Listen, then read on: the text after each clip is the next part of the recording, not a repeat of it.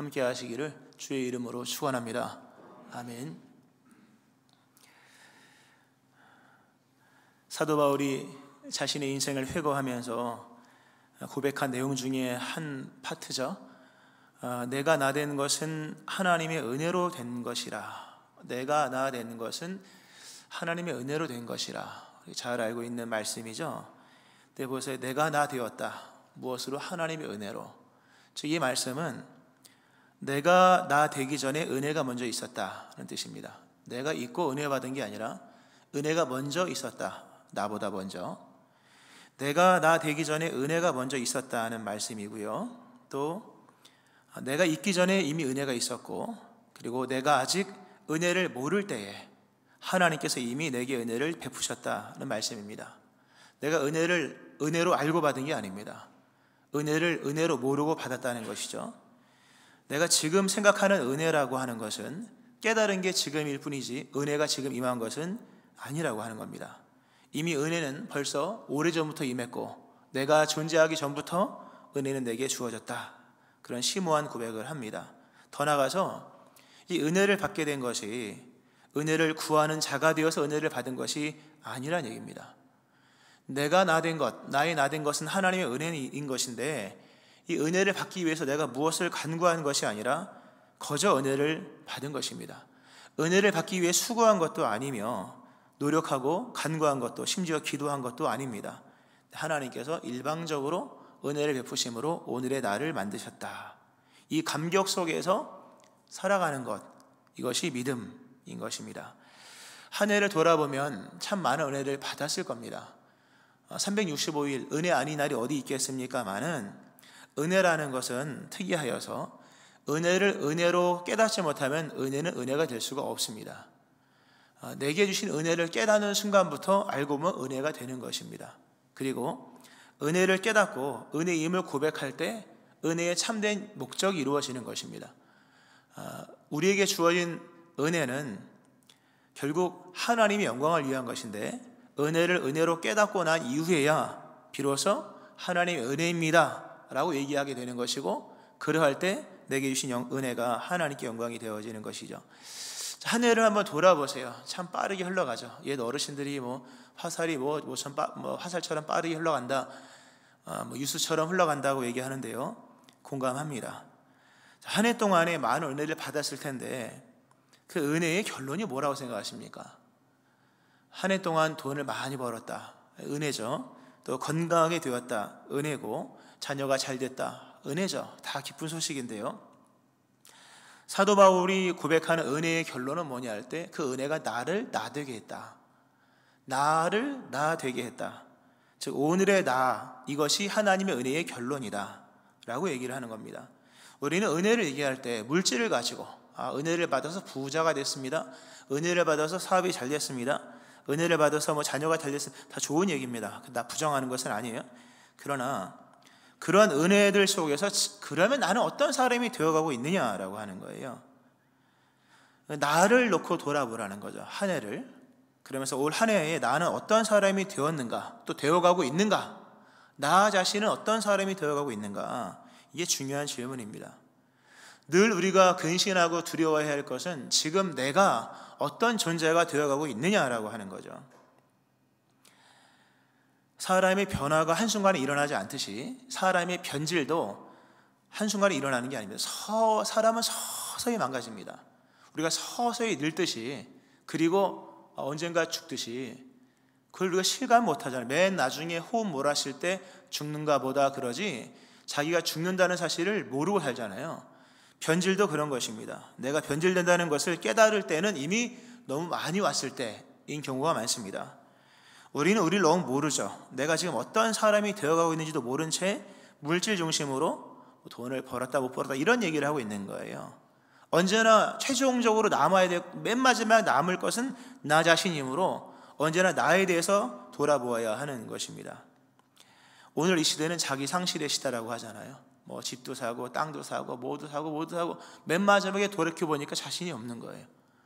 이런 어처구니 없는 이런 어리석은 삶이 오늘 이 시대의 모습인 것인데요. 늘 돌아봐야 됩니다. 나는 올 한 해 망가졌는가 아니면 세워졌는가? 올 한 해 나는 완성되어 갔는가 아니면 더 미숙한 삶으로 치달았는가를 돌아보아야 하는 거죠. 성경을 보면 자신이 점점 망가져가고 있다는 것을 전혀 감지하지 못한 채 맨 마지막에 망가져서 버림을 받는 한 사람이 등장을 합니다. 우리가 새벽 기도 때마다 사무엘상을 보는데 바로 사울왕입니다. 그가 40년간 통치를 했습니다. 나라는 건재했고요, 군인들도 잘 상비군도 만들고 여러 전쟁에 승리를 많이 했습니다. 근데 문제는 자신이 영적으로 타락하고 있다는 것을 감지하지 못했다는 거예요. 영적 타락이 한순간에 막 일어나는 게 아닙니다. 서서히 일어나다가 어느 순간에 확 쓰러지는 거거든요. 이 사울이라는 사울 왕은 처음에는 하나님의 기쁨이었죠. 서서 영적으로 변질돼 가다가 하나님의 근심이 되고 하나님의 후회가 되고 나중에는 하나님이 악하게 여기시는 일을 하는 하나님의 원수가 되고 맙니다. 나중에 미친 사람 되죠. 광인이 되어버립니다. 그렇다는 거죠. 왕권도 나라도 군대도 다 그대로이지만 자기가 변질되고 있다는 것을 깨닫지 못함으로 결국 자기를 잃어버린 어리석은 사람들이 되고 있다는 거죠. 오늘 사도 바울의 은혜에 대한 고백이 결국 무엇이냐 할 때 하나님이 나를 나되게 만드셨다, 나를 만들었다는 것을 사도 바울이 감사를 하고 있는 겁니다. 그럼 여기서 우리가 이제 생각을 해보는 것은, 그럼 하나님이 우리가 사도 바울을 통해서 우리를 보려고 하는 건데요, 하나님이 사도 바울을 만들었대요. 그도 고백하기를 하나님이 은혜로 나를 만드셨다. 사도 바울이 어떤 존재, 어떤 상태로 만들어진 것일까? 우리는 굉장한 기대를 합니다. 또 어떻게 그를 만들어갔을까? 그 과정에 대해서도 궁금해합니다. 그러나 우리가 일반적으로 생각하는 것과는 다른 모습으로 하나님은 그를 만드셨고, 또 그 만드심의 결론도 우리가 생각한 것과는 완전히 다른 내용이 오늘 본문의 말씀으로 나옵니다. 일단 하나님께서 이 사울이라는 이 청년, 이 사울도 사울이니까요, 바울 되기 전에 사울이었는데요, 이 사울이라는 사람에게 베푸신 가장 큰 은혜는 그에게 사도라고 하는 이 직분을 허락한 것입니다. 사도라고 하는 직분을 허락하셨어요. 그리고 사도라고 하는 직분에 맞는 삶을 만드셨다, 이렇게 되는 거거든요. 네, 보세요. 사도라 칭하셨습니다. 일반인을 데려다가 너 사도야, 이렇게 은혜를 베푸신 거죠. 그러니까 만들어가는 과정인 거예요. 그런데 보세요. 사도라고 하는 직분을 하나님 앞에서 은혜로 받았으나 그 사도라는 직분을 받은 이 사울이라는 사람 자기 스스로의 자기 인식은 너무나도 부족한 것이었습니다. 그가 세 가지로, 오늘 본문에 보면 세 가지로 고백을 합니다. 나는 만삭되지 못하여 난 자 같은 사람이다. 그러니까 조산아라는 거죠. 난 조산으로 태어난 사람과 같이 부족한 사람이다. 첫 번째, 나는 사도 중에 가장 작은 자다, 얘기합니다. 사실 맞는 말이죠. 사도 바울은 예수님을 본 적이 없거든요. 공생의 기간 동안에 5,000명 먹었던 떡 한 조각 얻어먹지 못한 사람이거든요. 그러니까 모든 사도 중에 가장 작은 자, 맨 나중에 부름받았거든요. 그리고 세 번째, 사도라 칭함받기를 감당하지 못할 자. 사도 바울의 자기 존재의 인식을 보세요. 나는 만삭되지 못하여 난 자다. 그리고 두 번째, 사도 중에 가장 작은 자다. 세 번째, 사도라 칭함받기를 감당하지 못할 자다. 이 괴리를 읽으셔야 됩니다. 하나님이 이 사도라고 하는 정체성을 부여하셨습니다. 그러나 정체성을 부여받은 것과 자기 존재 인식의 그러니까 현 존재 인식, 그러니까 지금 자신을 인식하는 것과는 엄청난 괴리가 있는 거예요. 사도라고 임명하셨는데 임명받았다고 해서 내가 바로 사도에 준한 삶이 된 건 아니라고 하는 거죠. 사도 바울이 늘 이 부분을 가지고 늘 고민하는 거죠. 다른 사람들도 사도에 대해 이 사람이 무슨 사도냐, 예수님 얼굴 본 적 있냐, 예수님과 3년이라는 시간 속에 단 하루라도 같은 날을 보낸 적이 있느냐, 없거든요. 없습니다. 그는 환상 중에 예수님 만난 것이고 기도 중에 만난 것이 실제로 예수님 만난 사람은 아니었기 때문에 여러 사도 바울을 비난하는 사람들에게서 참 많은 비난을 받았습니다. 본인 스스로도 양심에도 가책이 있었죠. 오늘 사도 바울이 얘기하기를 나는 사도라 칭함을 감당하지 못할 자다. 왜? 내가 교회를 박해했거든. 이 얘기하거든요. 교회를 박해했던 사람이에요. 위협과 살기가 등등하여 교회를 잔멸하려고 박해하려고 했던 이런 과거의 이런 역사가 있는 겁니다. 그러니까 사도 바울이 이런 모습을 보면서 자기를 부인할 수가 없는 거예요. 자기 존재 인식에 대한 범위를 깰 수가 없는 겁니다.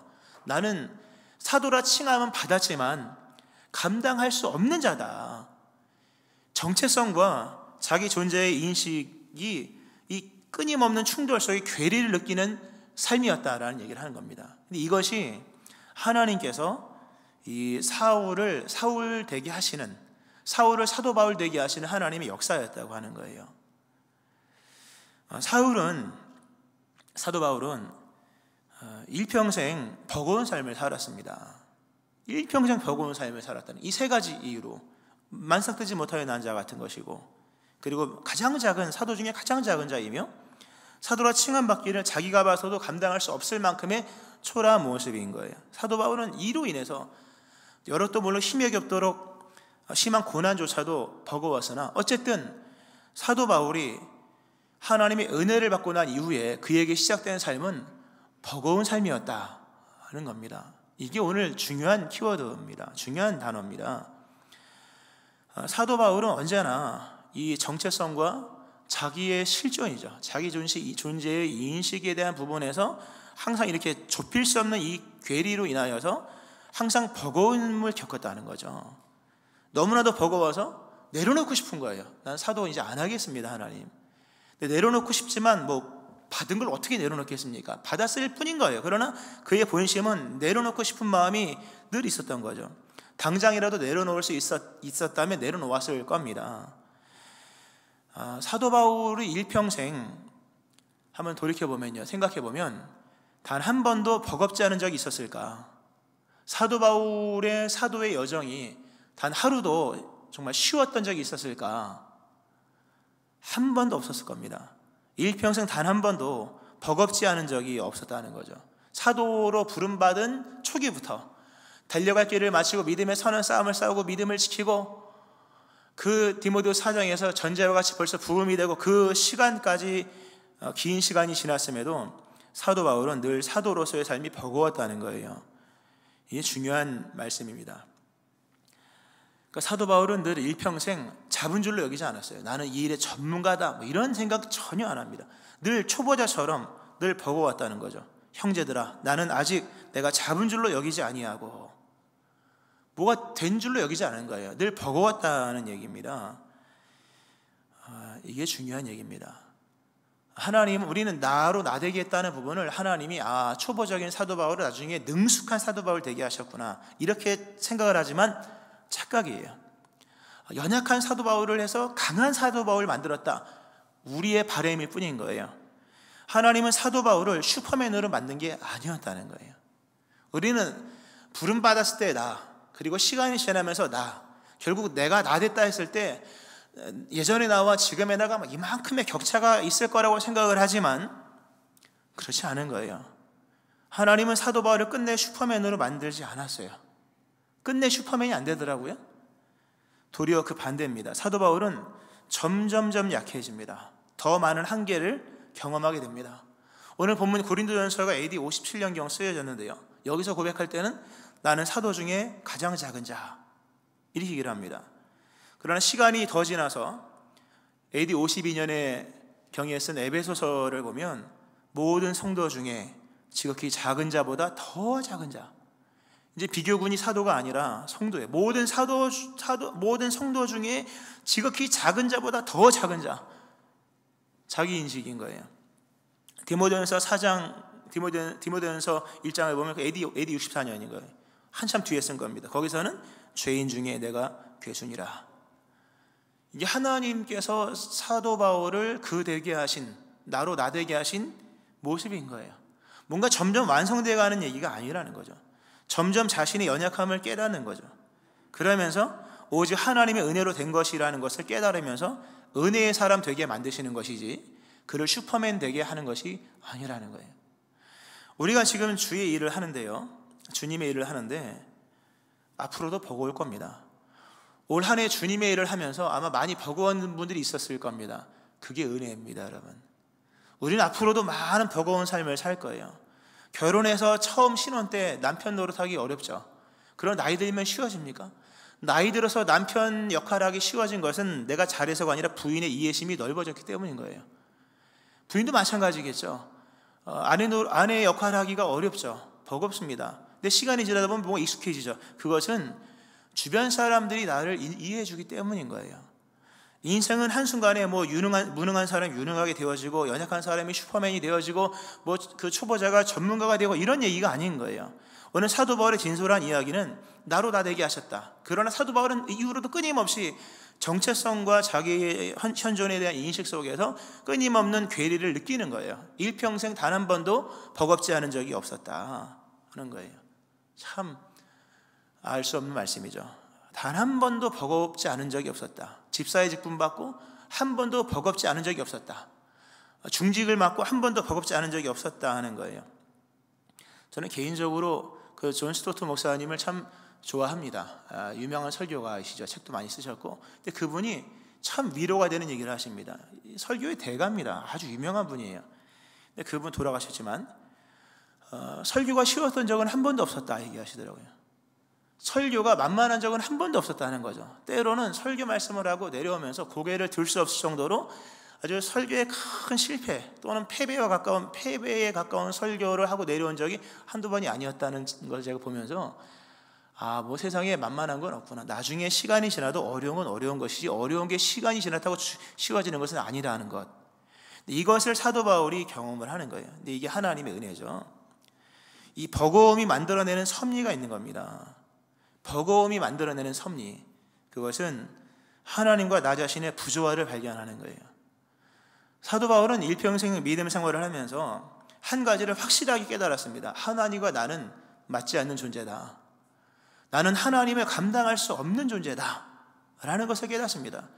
오늘 고린도 전서지만 고린도 후서 4장에 우리 교동문을 했죠. 다 한 이유가 있습니다. 사도 바울이 일명 그 질그릇의 고민, 오늘 설교와 관련시킨다면 질그릇의 부조화가 등장하죠. 우리가 이 보배를 질그릇에 가졌으니 이는 심히 큰 능력은 하나님께 있고 우리에게 있지 아니함을 알게 하려 함이라. 이 보배를 질그릇에 가졌다. 뭔가 안 맞는 거죠, 여러분.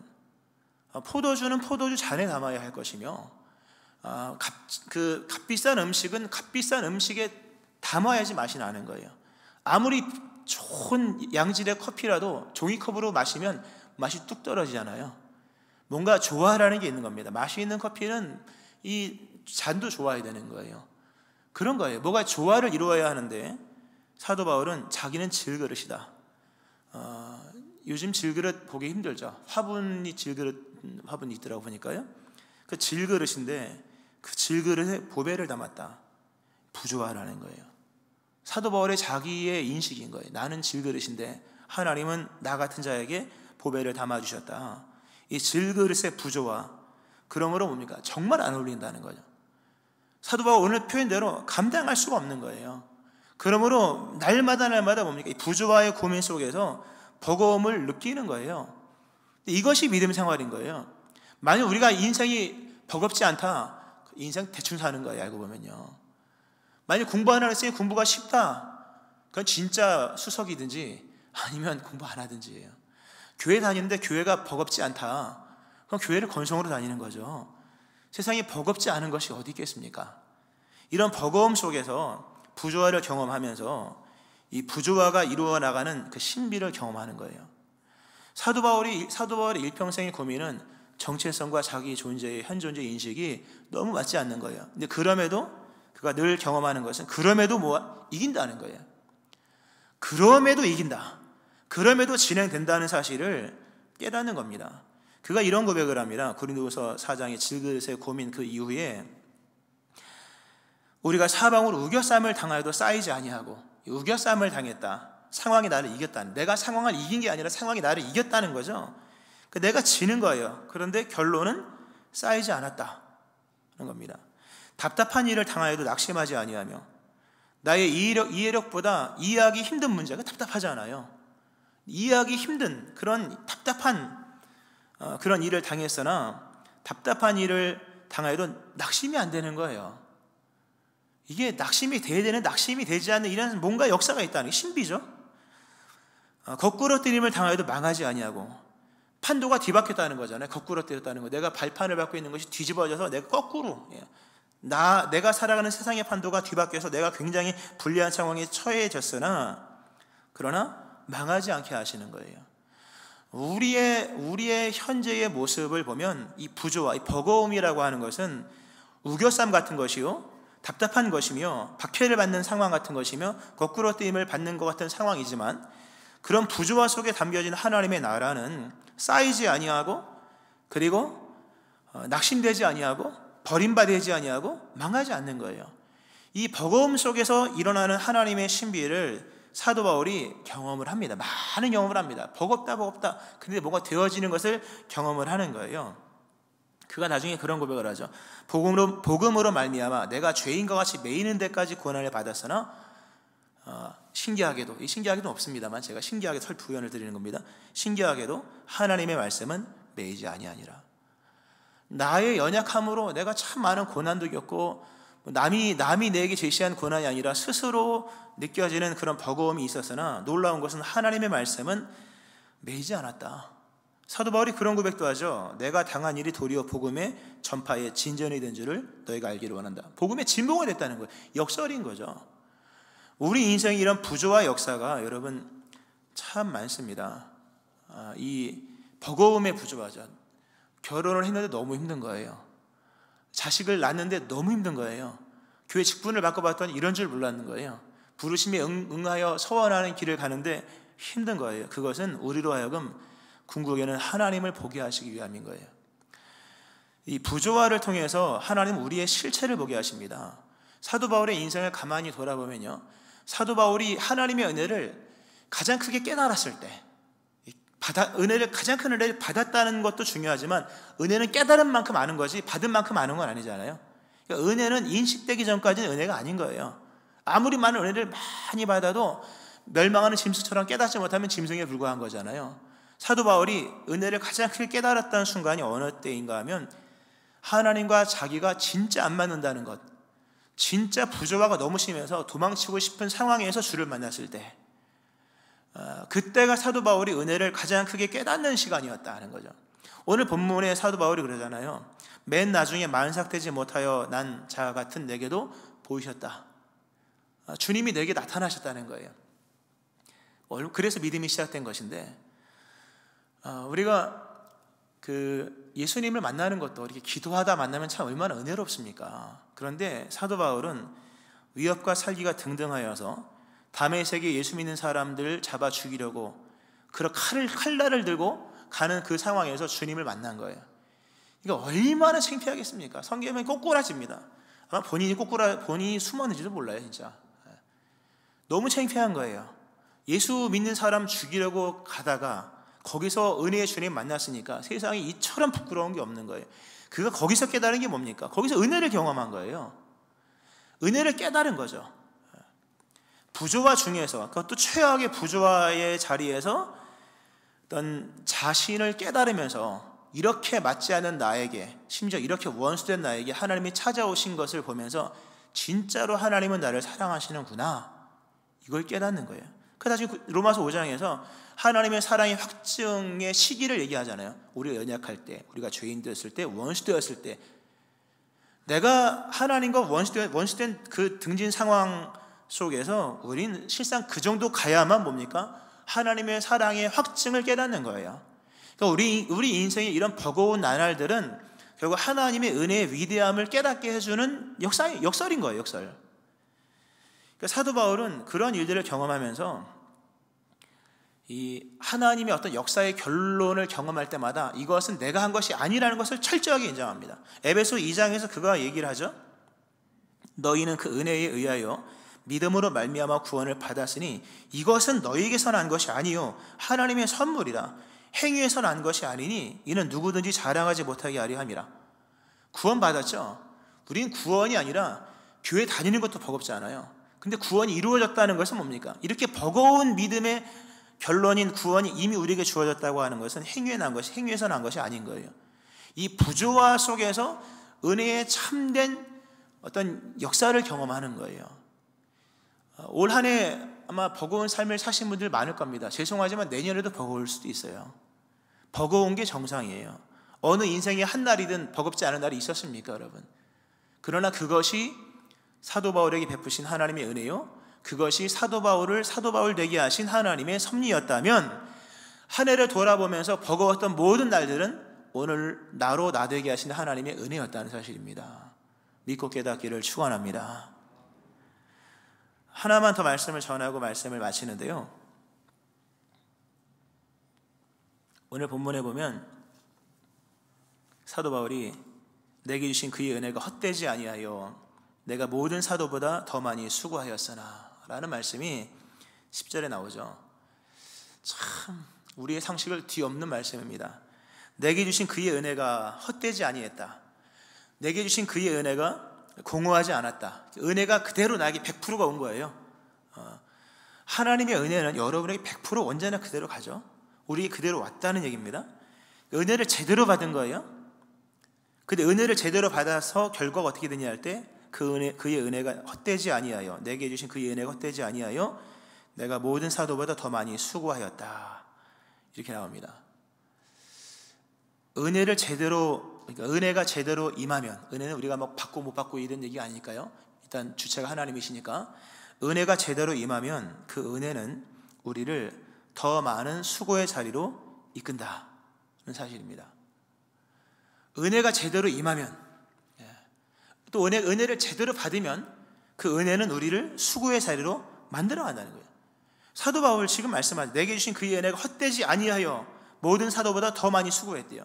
우리 이걸 이렇게 읽고 싶어 하죠. 은혜가 잘못 임해서 내가 생고생했다. 그렇게 읽고 싶어 하는 구절이지만 은혜가 제대로 임했기 때문에 뭐 하게 되었다? 수고하게 되었다. 라는 얘기를 말씀을 하고 있는 것입니다. 우리가 사는 이 시대는 수고를 부당한 것으로 여기는 시대입니다. 뭘 수고하면 큰일 나는 줄 알고 있는 거예요. 수고를 부당한 것으로 여기고 할 수만 있다면 수고하지 않고 편안하게 사는 것은 인생의 성공인 줄로 알고 있는 거예요. 세상의 논리일 뿐입니다. 성경은 반대입니다. 오늘 본문이 말씀하고 있는 이 반대로 말씀하는 이 말씀을 주의 깊게 보아야 됩니다. 사도 바울이 고백하는 은혜는 내게 주신 그의 은혜가 헛되지 아니하여서 내가 모든 사도보다 더 많이 수고하게 되었다. 이걸 은혜로 여겼다고 하는 거예요. 더 많이 얻은 자가 은혜 받은 자가 아닙니다, 여러분. 더 많이 얻은 자가 은혜 받은 자가 아니라 더 많이 수고한 자가 은혜 받은 자입니다. 우리의 신앙 상식과는 완전히 다르죠. 일반적으로 우리는 그러죠. 다른 사람보다 덜 수고해야 그게 은혜인 줄 알고 있는 거예요. 내가 모든 사도보다 적게 일했다. 할렐루야. 이게 아니라는 거예요. 모든 사도들이 얼마나 열정적이고 열심입니까? 하나님이 열심히 임했던 사람들이므로 따라갈 수가 없는 거예요. 근데 그 열정의 사람들보다 더 많이 수고한 것을 은혜로 여긴다고 하는 거죠. 우리는 남들보다 쉽게 살아온 것을 은혜라고 얘기합니다. 수고를 적게 하는 것이 하나님의 은혜인 것처럼 여기고 편안하게 있는 것을 하나님의 은혜라고 말하는 시대를 살고 있습니다만 성경은 반대로 얘기한다는 것을 명심하셔야 됩니다. 하나님의 은혜를 받은 자는 더 많이 수고하는 자, 즉 더 많이 받은 자가 아닌 거예요. 더 많이 소유한 자가 아니라 더 많이 수고한 자인 겁니다. 이게 믿음의 신앙의 성숙입니다. 이게 신앙의 성숙이라는 거예요. 믿음이 성숙해지면요, 수고의 필요성을 절실히 느낍니다. 신앙이 성장한다는 게 뭐겠습니까? 성경을 많이 알면 신앙이 성장하는 겁니까? 머리 좋은 사람은 성경도 많이 알더라고요. 음악적 재능이 있는 사람은 찬송가 몇 번 불러도 다 알아요. 그게 과연 성숙한 거냐? 그건 익숙한 것이지, 익숙한 것이 성숙은 아닌 거지 않습니까? 신앙이 성숙하다고 하는 것은 수고에 대한 이해가 달라지는 걸 말하는 겁니다. 수고에 대한 이해가 달라지는 거예요. 그리고 그게 그 사랑이잖아요. 우리 그 어머니들 보세요. 결혼하기 전에는요, 뭐 설거지도 못하고 뭐 잘 못하잖아요. 근데 아기를 낳고 나서요, 달라지는 것은 한 가지예요. 수고에 대한 이해가 달라지는 거예요. 아기 막 업고 막 이만큼씩 들고 막 옛날 막 이고 다녔잖아요. 아이들 그 지저분한 기저귀를 막 손으로 만지잖아요. 또 그걸로 음식도 하고 이렇게 또 손으로. 수고에 대한 이해가 달라진다는 거죠. 이게 성숙이거든요. 믿음이 좋아진다고 하는 것은 수고에 대한 이해가 달라지는 거예요. 그리고 그것이 사랑이에요. 데살로니가서 1장에 보면요, 너희의 믿음의 역사, 믿음이 들어가면 움직이게 돼요. 믿음의 움직임이에요. 믿음의 움직임이 생겨지고 사랑의 수고가 생겨지는 거예요. 사람이 성숙해지면 수고에 대한 이해가 달라집니다. 그러므로 수고를 합니다.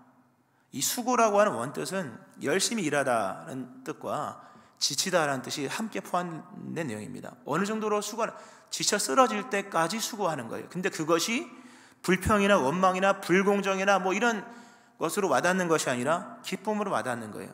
근데 하나님은 수고에 대한 이해가 달라진 사람들, 그러므로 수고하기 힘을 쓰는 사람들을 통해서 하나님의 세계를 그 세계 속에서 펼쳐간다는 거예요, 여러분. 가정이 문제가 많은 가정이 있죠. 가정이 언제 회복됩니까? 남편과 아내가 가정에 대해 수고에 대한 필요성을 제대로 절감했을 때, 그때부터 회복이 되어지는 거예요. 언제 부모가 좋은 부모가 됩니까? 자녀에 대한 수고의 수고를 절감할 때, 절실히 느낄 때. 여러분, 교회가 언제 회복됩니까? 좋은 교회가 언제 좋은 교회가 될까요? 성도님들 마음속에 내가 교회를 위해 수고해야겠다는 마음이 생길 때부터예요. 이 마음 임하기를 축원합니다. 내가 교회를 위해 더 수고해야겠구나. 이게 좋은 교회예요. 이게 하나님이 우리를 만들어 가시는 과정이라는 거죠. 또 오늘 이 시대 이런 수고에 대한 절감을 전혀 느끼지 못하는 거예요. 수고를 나쁜 것으로 여기고 수고를 벗어나야 할 것으로 여긴다고 하는 거죠. 그러나 하나님의 은혜가 임하면 건성으로 살던 인생에 정성이 들어갑니다. 매사에 정성을 다하는 마음이 수고하는 마음이죠. 말씀했습니다. 더 많이 수고한 자가 은혜 많이 받은 자입니다. 올 한 해 수고 많이 하셨습니까? 정말 힘에 겹도록 수고하셨다면 복 많이 받은 겁니다. 거기에 하나님의 나라가 완성되어지는 거예요. 내년에도 하나님은 우리를 더 많은 수고의 자리로 이끌어 가실 것입니다. 근데 실상 이게요, 부연입니다만 이게 지금 고린도서 15장이잖아요. 부활장입니다. 부활의 신앙이 여러분 어떤 거라고, 부활의 신앙, 예수님 부활하셨다 하죠. 부활 신앙의 실천편이 뭐라고 생각하십니까? 그게 수고예요. 사도 바울, 우리는 본문 부활장이잖아요. 일명 부활장인데요. 이 부활장의 결론이 뭐냐 할 때, 그러므로 수고하라 이거예요. 15장 맨 끝절에 보면 이렇게 나와요. 그러므로 내 사랑하는 형제들아, 견실하며 흔들리지 말며 항상 주의 일에 더욱 힘쓰는 자들이 되라. 이는 너희 수고가 주 안에서 헛되지 않은 줄 아니라. 참된 부활을 믿는 사람은 수고를 두려워하지 않아요. 왜? 그 수고는 헛되지 않기 때문에. 이 하나님이 우리를 만들어 가신다고 하는 거죠. 말씀 맺으면서요, 올 한 해 동안 너무 돈으로만 계산하지 마세요. 돈 많이 벌었다, 적게 벌었다, 그러면 진짜 이만큼 입이 나올 수도 있고요, 교만할 수도 있는 것이니까 올 한 해 동안 하나님이 무엇을 하셨을까? 하나님이 우리에게 하신 말씀이, 나는 올 한 해 동안 너를 만들어 갔다. 나는 올 한 해 동안 너를 완성시켜 갔다. 하나님, 네가 뭘 만들었습니까? 내가 슈퍼맨도 안 됐고, 내가 여전히 버겁고, 여전히 수고도 엄청 많이 했습니다. 하나님 하신 말씀이 바로 그거다. 내가 너로 버겁게 했고, 내가 너로 수고하게 했다. 그러므로 비록 네가 유능한 사람이 된 것은 아니지만 네가 나를 의지하는 믿음의 사람이 되었으며, 네가 수고함으로 힘겨웠으나 그 수고를 통해서 보다 완성도 있는 하나님의 나라가 만들어지고 또 때에 따라 쌓여지고 있다는 말씀을 우리에게 하는 것이에요. 그리고 내가 그런 과정을 통해서 성숙하게 하시는 거예요. 그리고 그게 십자가입니다. 알고 보면 모든 것이 나와 함께 하신 하나님의 은혜입니다. 한 해를 돌아보면서 버리지 마세요. 통째로 접수하셔야 됩니다. 이 모든 것은 나를 나되게 하신 하나님의 크신 은총입니다. 이 은혜에 감사하게 깨닫고 영광 돌리는 여러분 되어지기를 주의 이름으로 축원합니다. 아멘. 기도하시겠습니다. 하나님 아버지, 단 하루도 버겁지 않은 생활 시간이 없었습니다. 365일이 버거웠고, 정체성과 하나님 실존에 대한 고민 속에서 참 많은 괴리를 느끼면서 내려놓고 싶을 때도 많았고 도망가고 싶을 때도 많았으나, 그럼에도 은총으로 붙잡아 주심으로 비록 버거우나 삶의 자리를 지킬 수 있게 하셨습니다.